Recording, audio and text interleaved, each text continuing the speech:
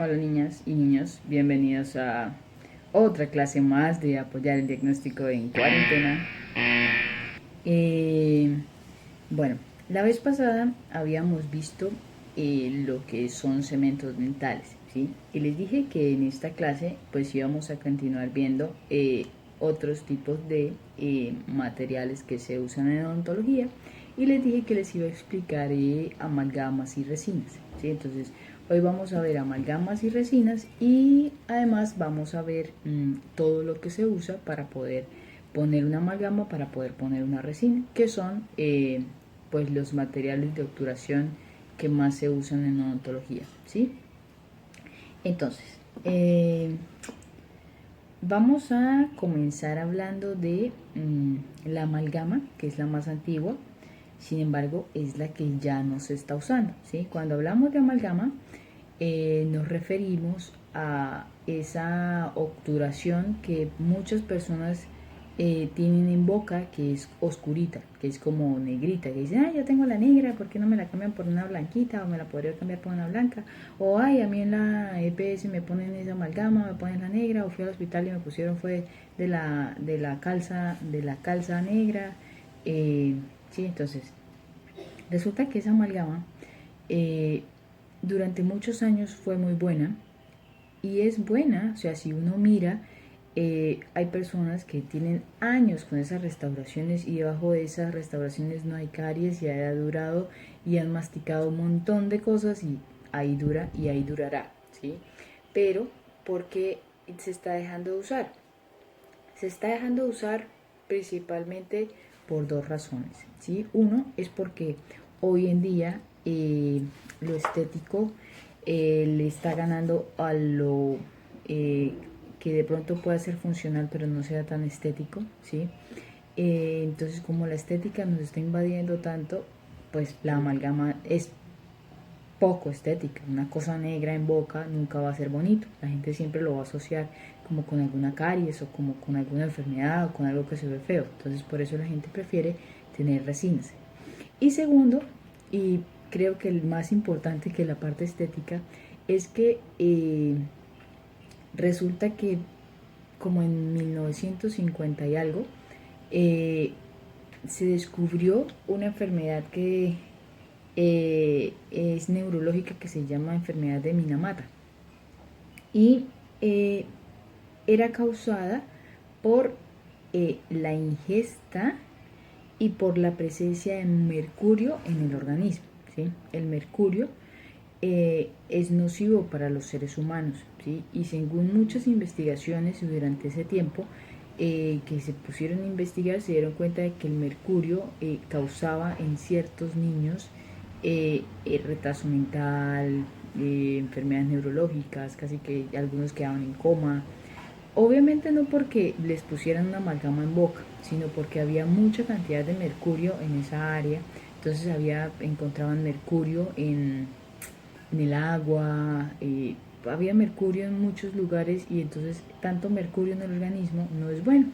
Entonces se propusieron en el año 2003 o 2013, si no estoy mal, se reunieron y llegaron a algo que se llama el Acuerdo de Minamata.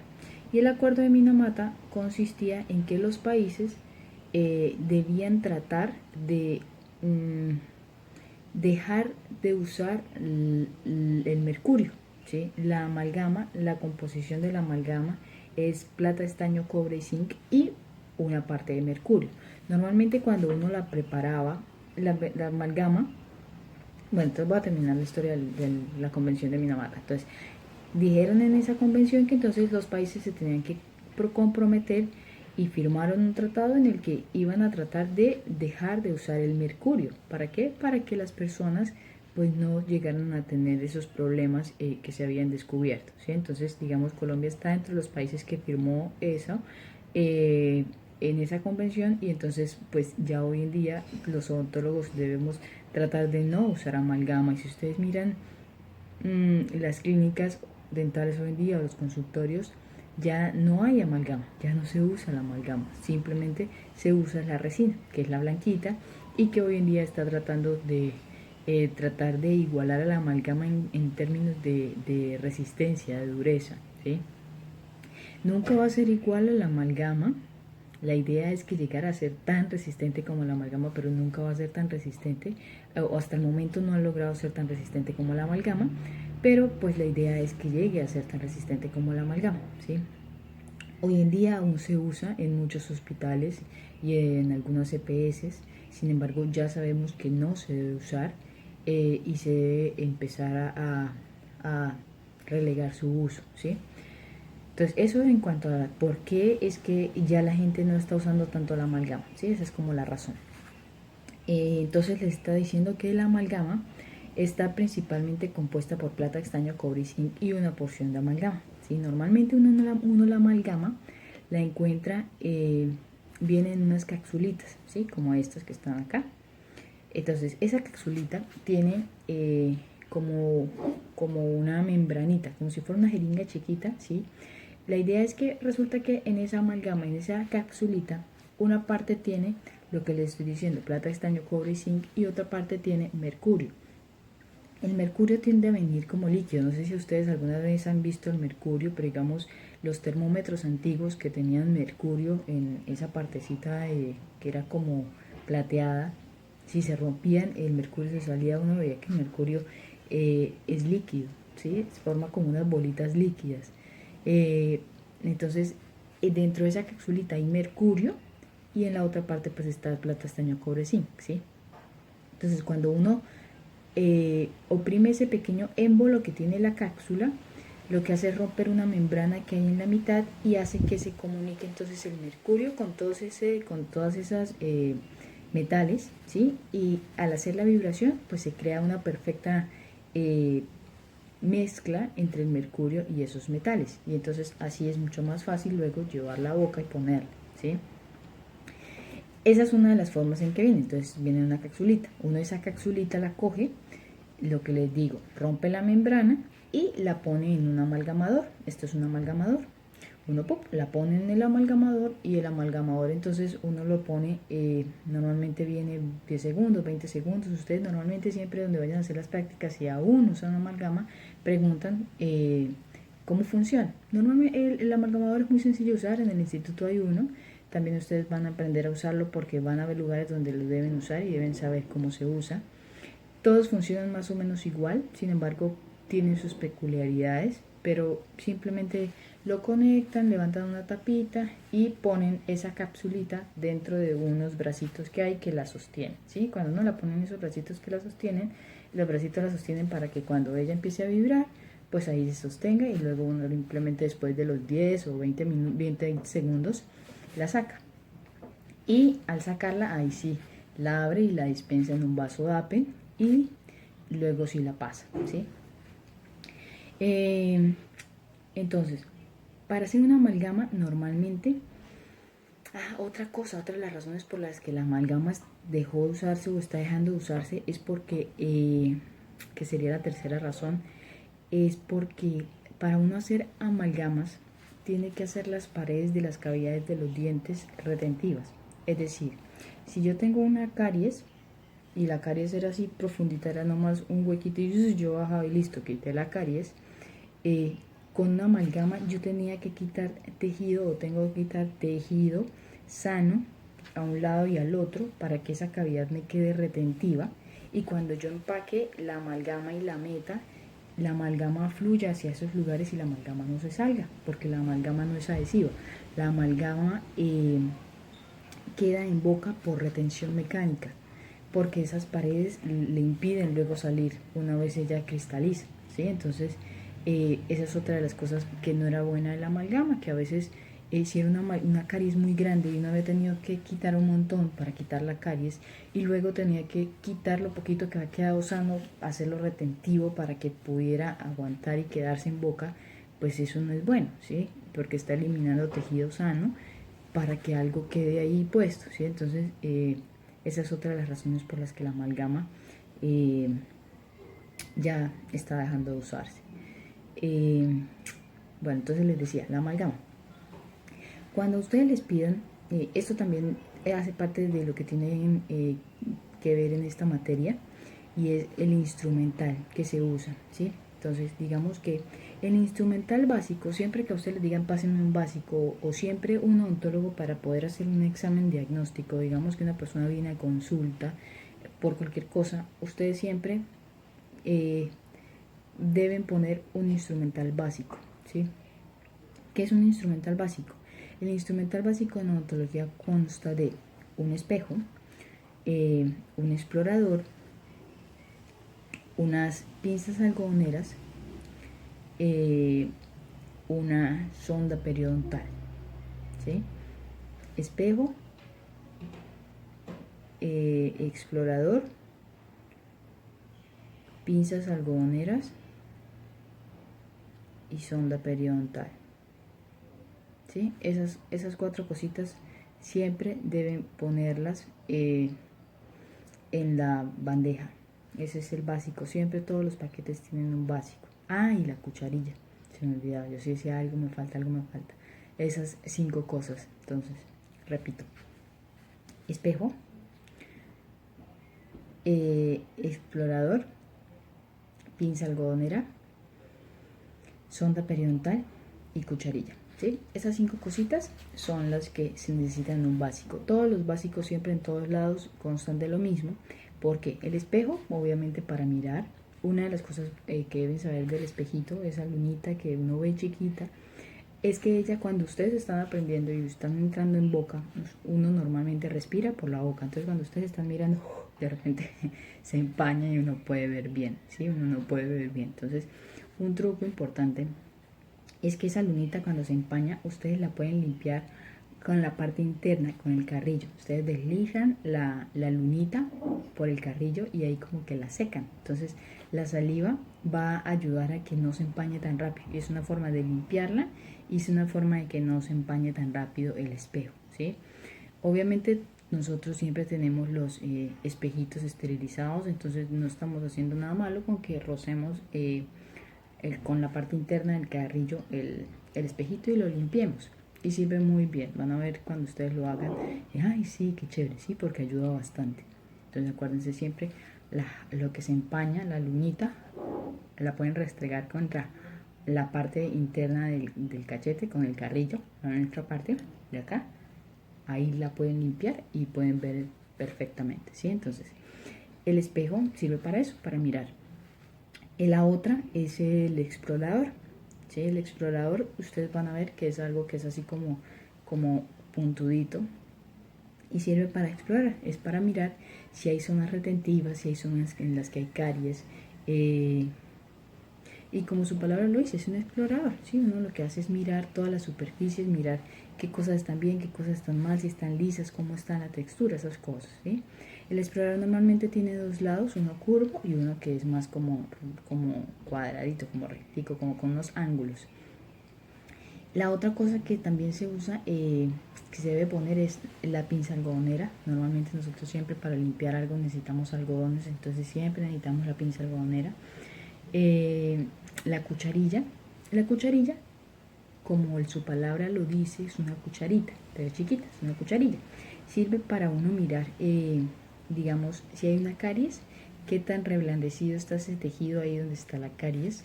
Si hay placa bacteriana, uno remueve para ver qué tanta placa bacteriana hay.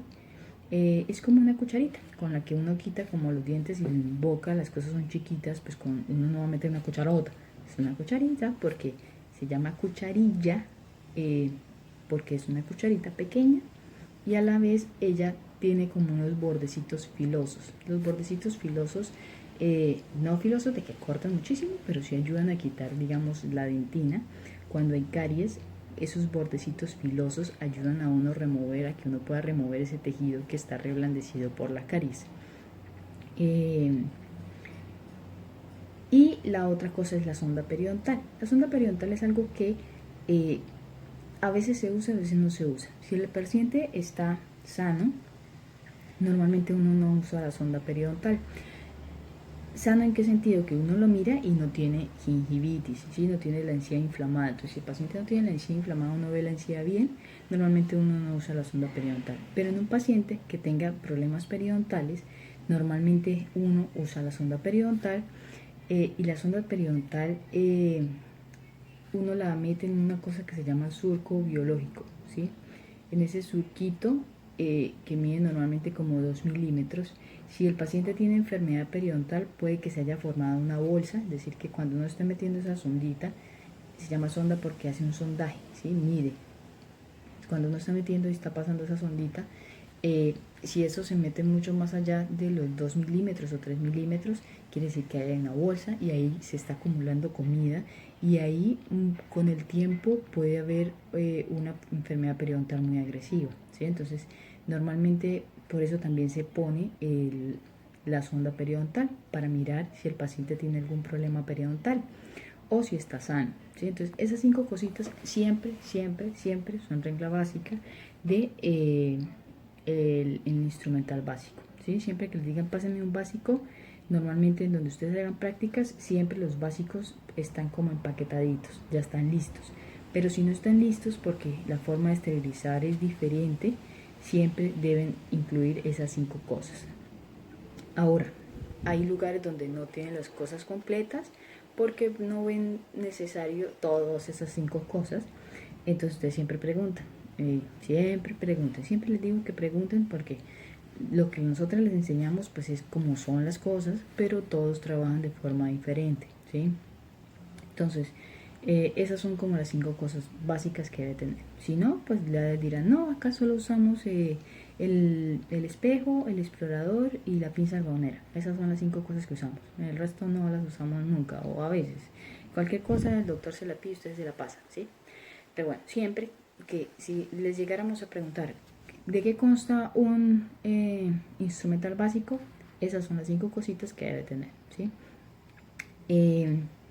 Ahora, otra cosa importante, para hacer una amalgama. Normalmente, para hacer una amalgama, uno hace y necesitan aislamiento relativo. ¿Qué pasa? Hay 2 tipos de aislamiento. Uno es aislamiento relativo y uno es aislamiento absoluto. El aislamiento relativo, cuando uno va a hacer, digamos, una restauración, que una persona tiene caries y uno limpia esa caries y luego va a hacer la restauración, ¿sí? Va a hacer la calza. Esa cavidad, ese lugar debe permanecer, donde uno va a hacer la restauración, ese lugar, esa cavidad debe permanecer seca, ¿sí? ¿Para qué? Para que ese espacio no se contamine con bacterias. La saliva tiene bacterias. Si el paciente coge a mover la lengua o hay saliva, la saliva llega ahí por algún motivo, pues esa cavidad se va a ensuciar, se va a contaminar, ¿sí? Entonces uno siempre en odontología debe tratar de mantener, cuando va a hacer restauraciones, debe mantener seco o aislado, ¿sí? Entonces hay 2 tipos de aislamiento, el relativo y el absoluto. Normalmente el relativo es el que más se usa cuando no son cosas como muy que necesiten alta estética o que no son cosas como muy grandes, muy difíciles de hacer. Uno normalmente usa aislamiento relativo, ¿sí?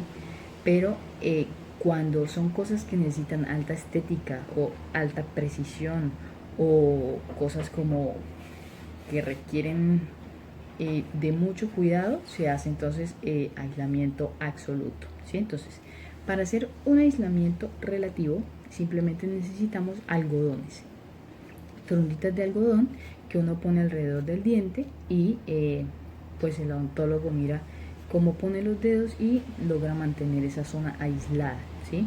Normalmente esos algodones se humedecen con la saliva.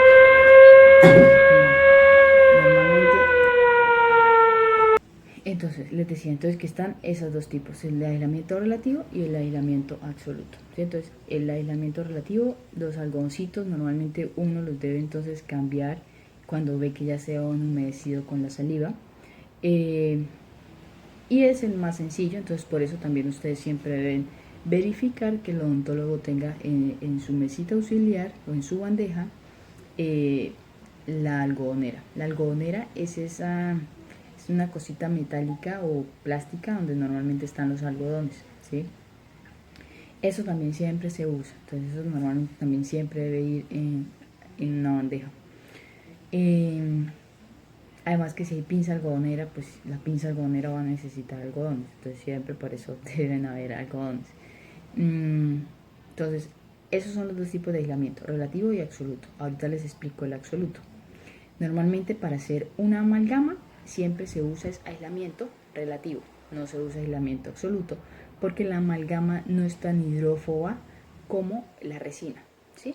Si la amalgama se llegara a contaminar con un poquitico de saliva, no va a alterar la restauración, no la va a dañar para siempre, no va a impedir que la amalgama se cristalice y funcione bien, no. Si eso pasara con una resina, sí podría llegar a fracasar, ¿sí? Entonces, por eso es que normalmente el aislamiento relativo se usa mucho en cuando se hacen amalgamas, ¿sí? Entonces, hago aislamiento relativo, que consiste en poner los algodoncitos, como vemos en esta foto, y ya, ahí trato de mantener ese espacio seco y limpio, ¿sí? Para hacer una amalgama, ¿qué se necesita normalmente? Para hacer una amalgama, obviamente primero, pues el odontólogo o la odontóloga necesitan tener una pieza de alta, la pieza de alta, las fresas. La pieza de alta es la turbina esa que suena, que a todo el mundo asusta. La pieza de alta va a funcionar con algo que se llaman fresas, ¿sí? Las fresas normalmente son hechas, son diamantadas. El diamante les confiere un corte como mucho más rápido, mucho más fuerte y sin ser como tan agresivo, como que la estructura no lo sienta tanto porque el diamante corta bastante, ¿sí? Entonces corta, y como gira a tan alta velocidad en la pieza alta, pues por eso es que se usa diamantadas. Las fresas normalmente vienen en diferentes formas. Normalmente para uno quitar una caries siempre usa fresas redondas, ¿sí? Pero, y las fresas redondas las hay de diferentes tamaños, ¿sí? Hay unas chiquiticas, hay unas grandotas, eso depende de lo que uno vaya a eliminar o a quitar. También las hay cilíndricas, las hay de cono invertido, las hay en llama. Eso se llaman así según la forma que tienen en su punta, ¿sí? Una fresa normalmente se compone de una parte activa, ¿sí? Que es como la parte que va a trabajar, por eso se llama parte activa, un cuello y un tallo, ¿sí?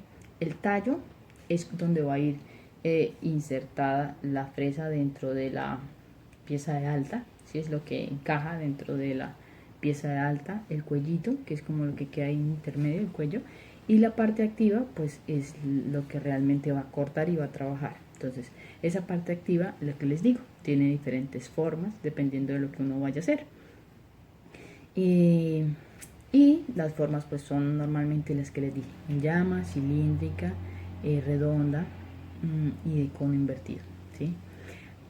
Si van a trabajar con una persona que le gusta de pronto la prótesis fija o hace cosas de rehabilitación, normalmente hay otro tipo de fresas que tienen otras formas diferentes, pero pues ya esa persona les explicará para qué se las usan, ¿sí? O qué forma tienen, pero tienen diferentes formas. Pero las básicas son las que les dije, ¿sí? Ahora, después de necesitar las fresas, tener listas las fresas y tener lista la pieza de alta, otra cosa que se va a necesitar para hacer amalgama es el portaamalgama, ¿sí? El portaamalgama es con lo que uno coge la amalgama. ¿Se acuerdan que les dije que la amalgama viene en una capsulita? Uno la mete en el amalgamador, pone a funcionar el amalgamador. Cuando terminó, la saca y la va a dispensar en un vaso de Apen, ¿sí? Una vez uno la dispensa en un vaso de Apen, para sacarla utiliza algo que se llama portaamalgama, que es una jeringuita, es como una jeringa metálica. Uno lo que hace es sacar, ¿sí? Empaquetar esa amalgama que queda ahí en el vaso de Apen, la empaqueta, y luego se la pasa al odontólogo. Y luego el odontólogo lo que hace es oprimir el émbolo de esa jeringuita y ir adaptando la amalgama. Para hacer esa amalgama en boca, ¿sí? Normalmente que debe tener una bandeja de amalgama, para hacer amalgama. Entonces digamos que yo les digo, voy a hacer una amalgama, colóquenme todo lo de la amalgama acá por favor en esta bandeja. Entonces ustedes deben alistar un básico y además van a alistar un porta amalgama, van a alistar un condensador, que es esto, un bruñidor de bola, un bruñidor de horqueta, un discoide cleoide, y van a dejar por ahí y listo, van a tenerlo y siempre lo van a poner, a no ser que sea que el odontólogo les diga un portamatriz y una matriz, ¿sí? Esas son las cosas que normalmente se utilizan para hacer una amalgama, esas cosas que les nombré, ¿sí? ¿Por qué les digo lo del portamatriz? Resulta que cuando una caries está simplemente, digamos que esta es la caries, ¿sí? Cuando la caries está, este es el diente, y digamos que la caries está acá en el centro, ¿sí? Cuando la caries está aquí en el centro, normalmente todo esto alrededor es diente sano, ¿sí? La caries simplemente está acá. Entonces uno quita la caries y listo, la estructura, hay una estructura que da soporte. Pero a veces las caries son tan grandes que una de estas paredes puede que no esté. Si una de estas paredes no está, o esta no está, uno debe usar un portamatriz y una matriz, ¿sí?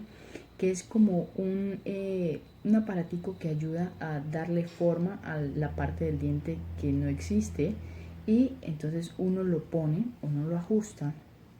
Él viene como para graduar, tiene una formita, eso lo vamos a ver en clase, pero deben saber que es un portamatriz, por si en algún momento les dicen pásenme el portamatriz, ustedes sepan que es un portamatriz, ¿sí? A eso se le pone una bandita, una matriz, y ella lo que hace es adosarse al diente, darle la forma, conferirle al diente una formita para que uno la ponga, el odontólogo se lo pone el odontólogo, y cuando el odontólogo pone la amalgama puede empaquetar ahí sin que la amalgama se salga, ¿sí? Es como un muro de contención, uno crea ahí como una barrera y termina de darle forma a ese diente con esa matriz y con ese portamatriz, ¿sí? Como vemos acá en esta foto, ¿sí? Al tener eso así, pues uno puede empaquetar normalmente la amalgama, ponerla y ya darle su forma. Y ya una vez ella cristaliza, uno lo puede retirar y quitar, ¿sí? Entonces, en la amalgama se usa aislamiento relativo, ¿sí?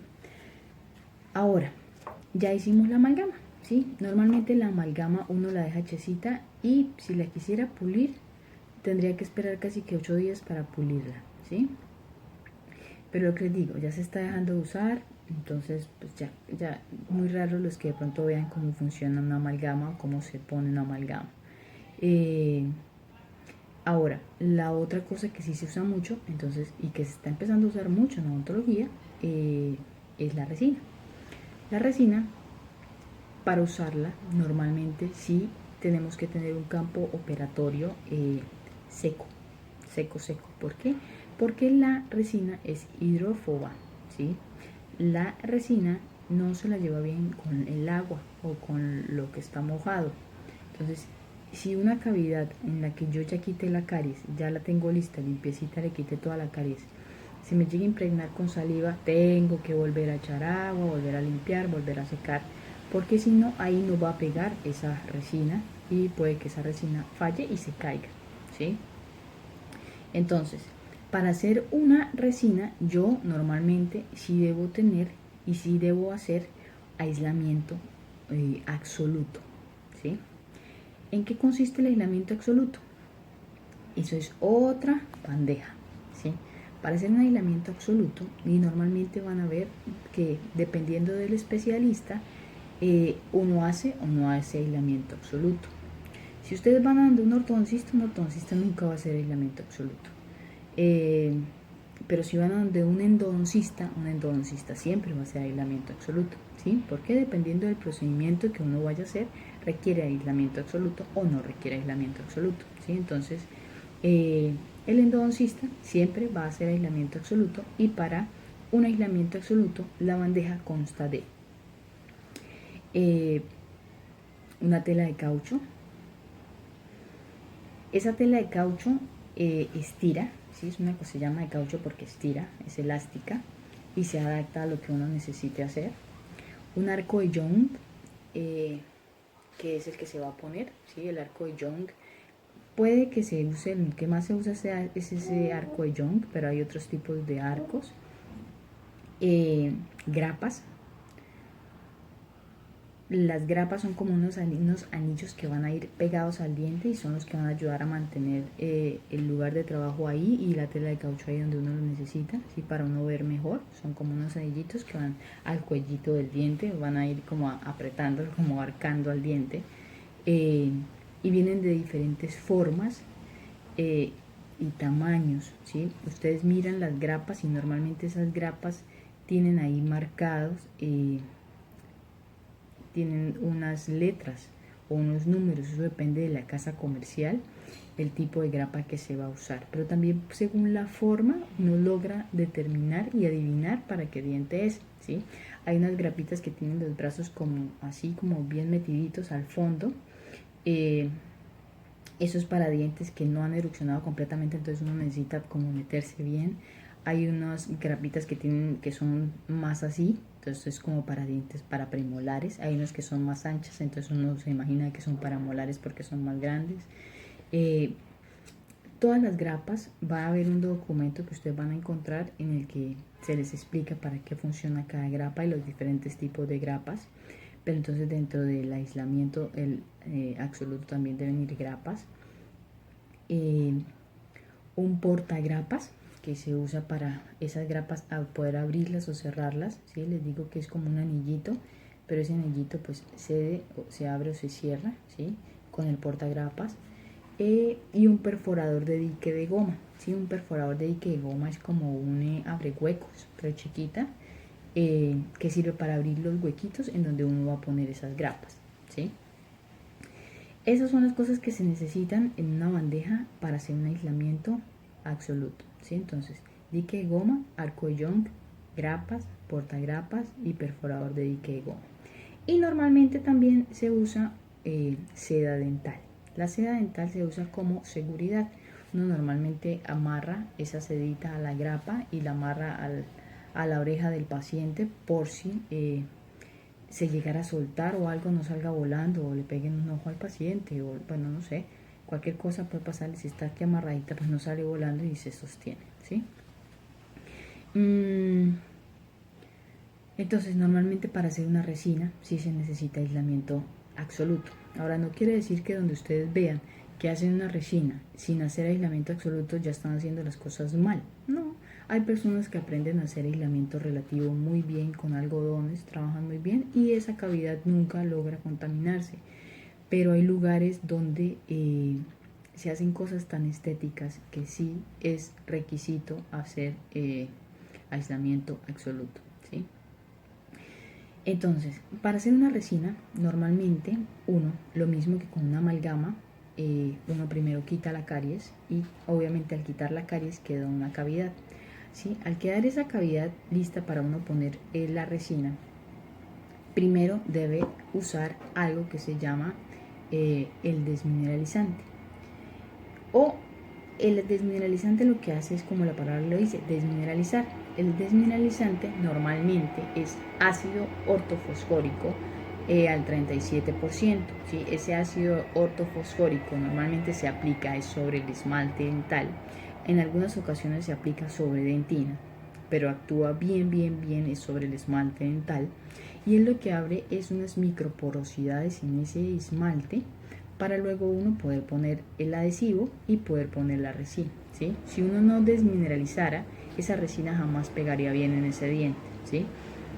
Entonces, uno desmineraliza, normalmente ese desmineralizante se deja alrededor de 20 segundos. Si es un paciente que tiene fluorosis dental, normalmente ese desmineralizante se deja más tiempo.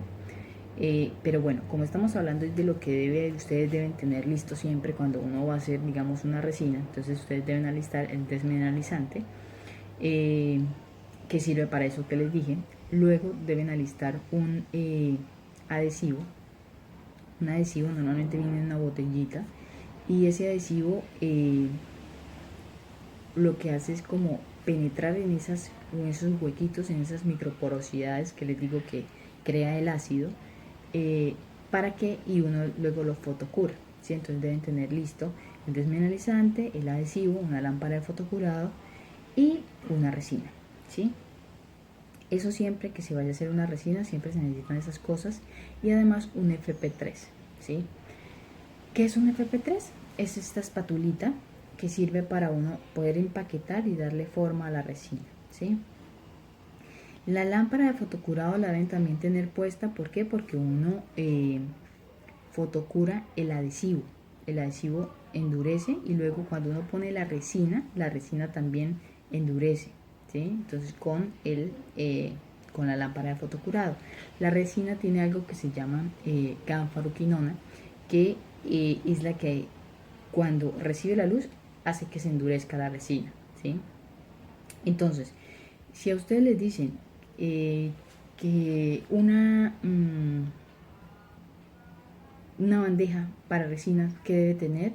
¿Qué deben alistar ustedes cuando un odontólogo o una odontóloga vaya a hacer resina? Ustedes deben poner desmineralizante, deben poner ácido, deben poner adhesivo. Bueno, desmineralizante es lo mismo que ácido. Siempre que les digan ácido, ustedes siempre imagínense que es el desmineralizante. Hay unas personas que dicen desmineralizante porque la palabra ácido, los pacientes cuando escuchan ácido dicen me van a echar un ácido en la boca y se asustan. En cambio, si dicen desmineralizante, como que no lo ven tan terrible. Entonces deben tener un ácido, un adhesivo, la resina. Las resinas, la resina, un FP3 y puede que necesiten una tirita de milar, ¿sí? Les iba a decir las resinas. Las resinas normalmente traen ahí escrito el color, ¿sí? Normalmente, yo no sé si ustedes saben, pero las resinas vienen por colores. A pesar de que uno las ve cuando le revisa a una persona en boca y las ve blancas, las resinas pues realmente no son blancas, vienen por colores. Entonces vienen A2, A1, A3, B2, B3, ¿sí? Vienen por colores porque los dientes tienen distintos tonos, ¿sí? Hay personas que tienen los dientes más blancos, y hay personas que tienen los dientes más amarillos o tienen tonalidades más grises. Entonces, normalmente uno tiene cierta cantidad de resinas con esos tonos dependiendo del diente en el que vaya a trabajar, ¿sí? Entonces, normalmente uno siempre les dice a ustedes, pásame una resina A2, ¿sí? Que es uno de los colores que más se usa. Y ahí en esa resina dice A2, ¿sí? Ustedes lo que hacen es revisar el tubito y ahí les dice, normalmente en la partecita de atrás dice A2 o arriba dice A2, pero en algún lado siempre dice el color. Otra cosa, la resina, el tubito, siempre dice si es un tipo de restaurador para dientes anteriores, o sea, para dientes de adelante o para dientes posteriores. Si es para dientes anteriores, es una resina que tiende a ser mucho más estética y que al pulirse queda mucho más bonita, ¿sí? Pero tiene menos propiedades mecánicas o tiene menos dureza que una resina de dientes posteriores, ¿sí? Una resina de dientes posteriores va a tender a aguantar mayor las cargas masticatorias porque es con las que masticamos, ¿sí? Pero pues tiene menos propiedades estéticas, ¿sí? Que una resina anterior. Pero normalmente en ese tubito siempre ustedes lo que deben fijarse es en el color. No, normalmente cuando les dice, ay sí, alísteme una B2, alísteme una A2, una A1, ustedes revisan y esa es la que pasa, ¿sí?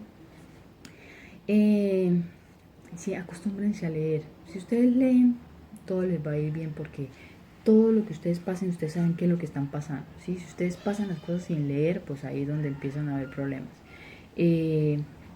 Y les dije una tira de milar. ¿Qué es una tira de milar? Resulta que a veces cuando las restauraciones no son, como les digo, no son simplemente acá en oclusal, sino que alguna de las paredes del diente está dañada y uno tiene que darle forma. Normalmente en resinas uno utiliza una cosa que se llama tira de milar, ¿sí? En amalgama les dije que usaba una matriz metálica normalmente, pero en resinas normalmente se usa una tira de milar. Si una tira de milar es una tirita transparente que uno mete como en la zona interproximal y con la que da forma da forma a esa pared interproximal y evita que la resina se pegue al otro diente, ¿sí? Eso también normalmente lo deben alistar y lo deben poner si es una obturación que compromete una cara más del diente, a excepción de la oclusal. Si es una obturación oclusal, no alisten tira de milar porque no se necesita. Pero si es una caries que abarca mesial o distal del diente, siempre se debe alistar una tira de milar. Igual el odontólogo les va a decir, pero ustedes normalmente se acostumbran a mirar y ya con mirar saben qué va a necesitar el odontólogo y esa es la idea, ¿sí? Entonces para una resina van a necesitar desmineralizante, ácido, ¿sí? Adhesivo, la resina, el FP3 y la tira de milar si es una obturación que tiene más de 2 superficies y algo que les iba a decir es el microbrush, algo que se llama microbrush, que es un micro cepillo, ¿sí? Le dicen micropicador, le dicen microbrush, le dicen microbrush. Este es este cepillito chiquito, un aplicador, que lo que sirve es para uno dispensar ahí en ese cepillito el adhesivo, ¿sí? O dispensar ahí el desmineralizante, el ácido, ¿sí? A veces el ácido viene en líquido o viene en gel. Cuando viene en gel, normalmente en la jeringa lo pone y no necesita microaplicador. Cuando viene líquido, normalmente necesita microaplicador, ¿sí? El que venga en gel le permite a uno como controlar mejor el material, ¿sí? Pero hay lugares donde usan el ácido o líquido, entonces siempre deben alistar el microaplicador. Ustedes normalmente siempre miran cómo trabajan y ustedes saben ya cuántos microaplicadores van a necesitar, si uno o si dos. Normalmente si el ácido viene en gel, solo van a necesitar un microaplicador porque se va a usar es para el adhesivo, ¿sí? Pero si el ácido viene en líquido, normalmente van a necesitar 2 microaplicadores, uno para el ácido y uno para el adhesivo, ¿sí?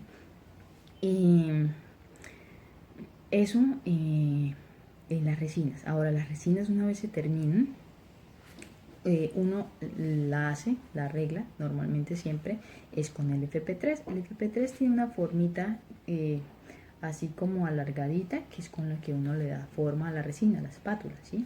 Pero algunos FP3 tienen en el otro extremo algo que sirve como para condensar y empaquetar la resina, ¿sí? Una vez uno termina la resina y fotocura, ya le ha fotocurado las veces que necesita fotocurar, necesita pulir esa resina, ¿sí? Esa resina normalmente se pule de dos formas. Una es con fresas para pulido y otra, y que son normalmente como estas, ¿sí? Las blancas o estas que tienen alrededor este circulito que les dice a uno que son para pulir, ¿sí? Las fresas también tienen esos colores que le indican a uno qué tan abrasiva es esa fresa, ¿sí? Si ustedes ven fresas que son como muy gruesas, muy porosas, tienen un color, ¿sí? Un anillo de un color. Y si son fresas muy finitas, muy delicadas, tienen otro color, ¿sí? Normalmente entonces para pulir uno usa fresas o usa discos de pulir. Los discos de pulir no se ponen en una pieza de alta. Las fresas sí se ponen en una pieza de alta. Los discos de pulir se ponen en un contraángulo. El contraángulo, para poner esos discos de pulir, se ponen sobre algo que se llama mandril. Esto es un mandril. El mandril permite adaptar el disco de pulir y luego meterlo dentro del contraángulo, ¿sí? Y con eso uno pule. Y ya una vez uno pule, ya quedó lista la resina, ¿sí? Esas son como las cosas básicas que deben saber de amalgamas y resinas. Van a haber diferentes tipos de resinas que ustedes se van a encontrar en diferentes lugares. Todos, lo que les decía la clase pasada, lo que ustedes ven en un consultorio no es lo mismo que van a ver en otro, porque hay variedad de resinas. Hay resinas que son muy costosas, hay resinas que son muy baratas, hay resinas que trabajan, son fáciles de manipular, hay resinas que tienen ciertas propiedades, hay de nanopartículas, hay de micropartículas, hay, dependiendo de lo que trabaje el odontólogo con el que ustedes están, van a encontrar la variedad de resinas, ¿sí? Si ustedes trabajan con un odontólogo de alta estética, pues van a encontrarse un montón de resinas diferentes. Si ustedes trabajan con un odontólogo general que hace las cosas normales básicas, se van a encontrar resinas no una variedad enorme, sino las normales que se necesitan, ¿sí? Si trabajan con un ortodoncista, van a encontrar otro tipo de resinas, ¿sí? Entonces, todo varía dependiendo de la especialidad que tenga el odontólogo. Pero pues ustedes van a aprender las diferencias cuando hagan la práctica, ¿sí? Lo importante es que siempre, digamos, en resinas, siempre lean el tubito. El tubito siempre les va a decir para qué sirve esa resina, ¿sí? Y ya, con eso no se estresan. Lo único importante del tubito que sí deben tener en cuenta es el color. Siempre fíjense en el color de lo que ustedes estén pasando, lo que les están pidiendo. Ahora, las resinas normalmente también vienen, tienen una E. A veces la E significa enamel. Enamel en inglés es esmalte, ¿sí? Entonces, si un odontólogo le dice, páseme una enamel 2 o cosas así, ustedes lo que hacen es fijarse en el tubito. Lean el tubito y ahí en el tubito está toda la información que el odontólogo les esté pidiendo. Y si no, pues pregunta, ¿sí? Pero siempre ahí en la resina está. Entonces van a mirar el documento que les dejo y si tienen alguna duda, pues me preguntan. Ya, nos vemos en otra próxima clase. Chao.